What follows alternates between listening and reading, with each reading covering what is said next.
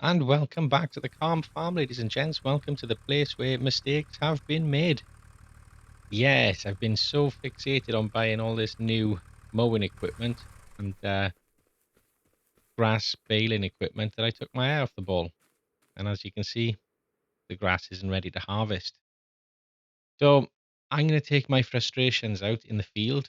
I'm going to take on a few contracts, scream inside of the tractor, or maybe sing along to something a little bit more, I don't know, death metal, while I try to think of a suitable strategy to go forward. I think from the last episode, I'm pretty sold on the idea of setting up some kind of passive income project, whether it be a sheep farm or a greenhouse. I'm thinking greenhouse. Um, at the very least, it will offset the price we have to pay for our workforce. It's yeah, I only have myself to blame really. I've been steaming ahead um, without a real strategy for, well, probably for the last 10 episodes. So I brought this on myself. But not to worry. It's that's the aim of the game, isn't it? It's to if I knew exactly how to run a farm, I'd probably own one. So with that being said, let's go and practice. See you after this.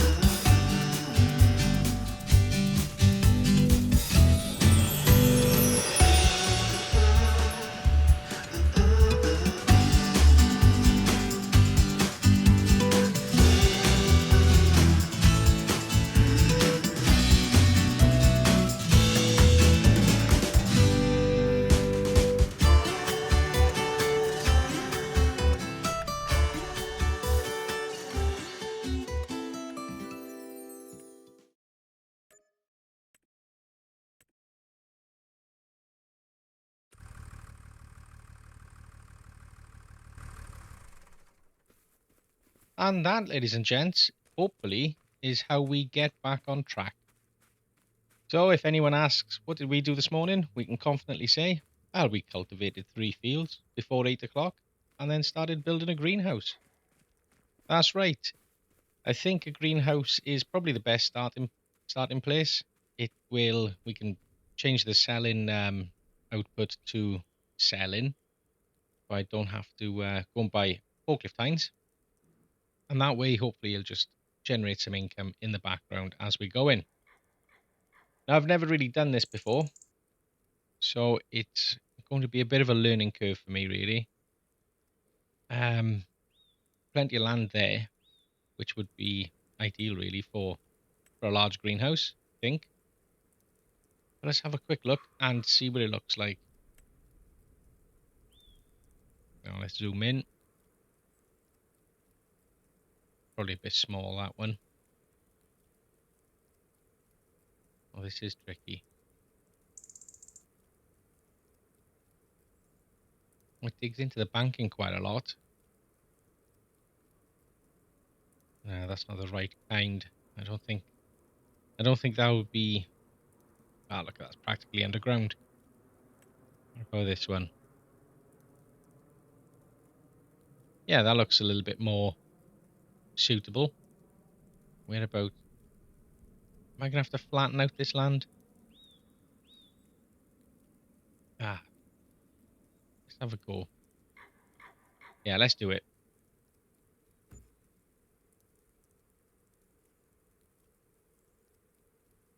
Yeah, there's our greenhouse. What a beauty. And it doesn't really encroach too much on the field, but I think I'm going to scrub that field anyway. There's no point trying to mow or harvest that. It's not really going to contribute much. And here we go. Again, I've not used these little industries before, so I'm not quite sure what I'm looking at. But I'd imagine you just have a look at what the selling prices are for, there we go, lettuce. That kicks off quite well. February. Yeah, let's activate. And I think that's all I need is water, isn't it? Just water to run it. I'm going to need to get myself a water tank. I'm pretty sure that's how I've seen it done before.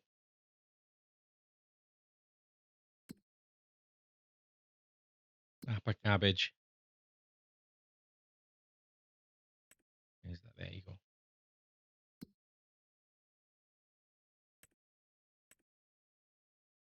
I could tinker with this for hours. Absolute hours.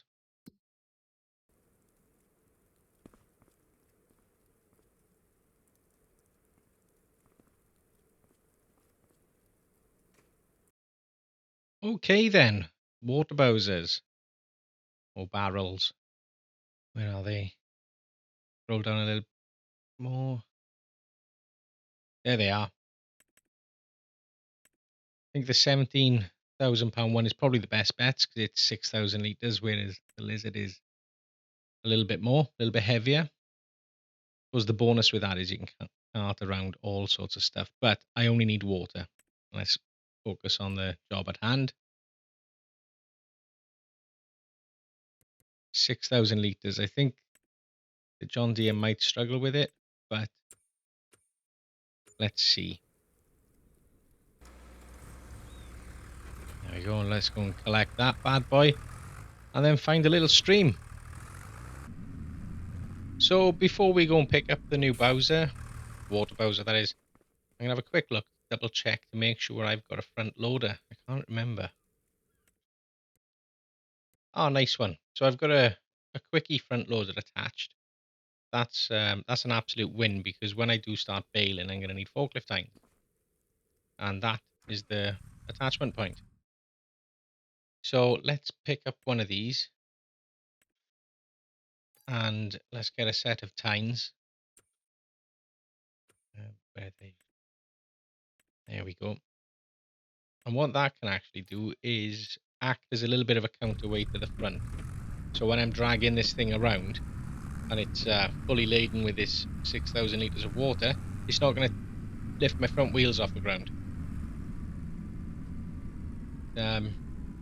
Fairly straightforward to attach.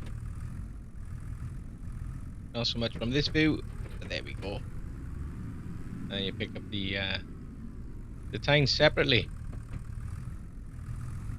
There are dedicated bale lifters, the front loader, but forklift tines will do the job, and they can also pick up pallets. So when I start producing fruit from my from the greenhouse, these little things can swoop in underneath and pick them up.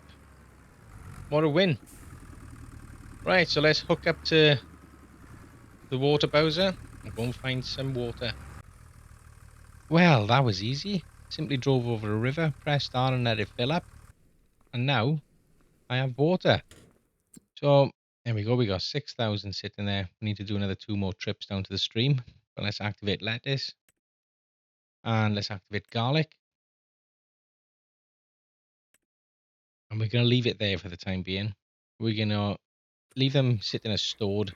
And then maybe I don't know, we might move it to sell later on. Here's my little stream. Definitely going to need a stronger tractor to maneuver around this area. It doesn't have the guts to drag 6,000 litres of water. But look at this snow. Every time I move the camera around while this lot is falling, I feel a little bit seasick. So hopefully there's a way to switch this off, because I can't quite handle that. Ah, the pains of having good graphics. Okay, so let's pick up some more contracts. If I can do some cultivating and some ploughing at the same time and get a little bit of concurrent activity going while I hit one field, my worker can hit the other. Let's get to it.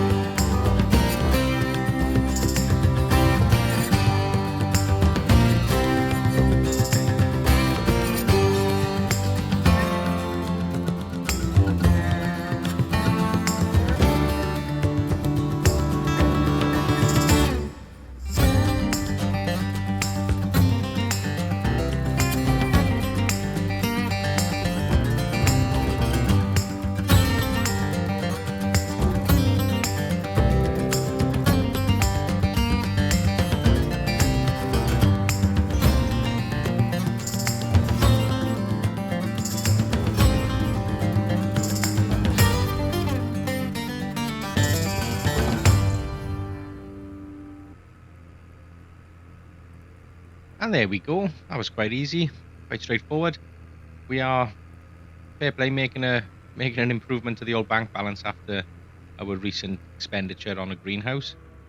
But I think the next goal is to build up a little bit more, get ourselves an agro star, something that's got a little bit more pulling power for those water bowsers and the heavier trailers.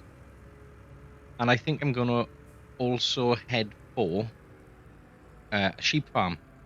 Get ourselves a nice little sheep farm, produce a little bit of wool, and then aim to buy the spinnery.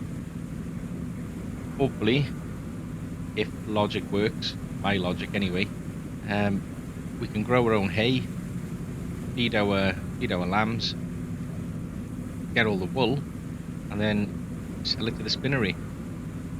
And an added bonus of that is whenever we've got cotton contracts, they too will feed into the spinnery, produce a little bit more funding in the background. So we are making progress, I think.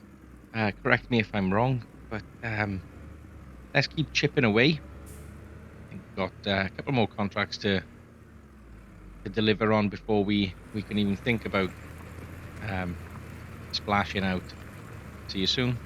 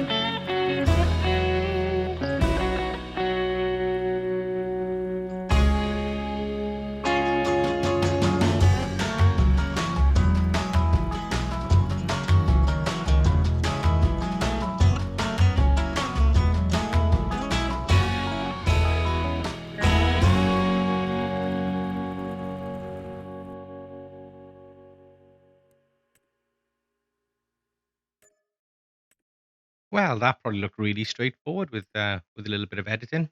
It did take a while, but it was worth it. We've made a lot of headway towards the price of the Agro Star. So I think that's sitting at about 85,000. In the meantime, let's have a quick look at our crops. I think I left them on storing, and I needed to set them to selling. That way, every few hundred liters, they'll sell off, which isn't unreasonable or unrealistic. Back home, they do that quite a bit. You can pull up to most farms really with a Tupperware box, pick whatever you like, and then pay for it, which is pretty cool. Now, there aren't many contracts that are worth getting stuck into at the moment, especially not for the amount of time it would take to earn the pennies. So I'm going to speed up time and keep an eye out for contracts that are more profitable. So I'm going to head off to March, and I'll see you in the next episode. Take care.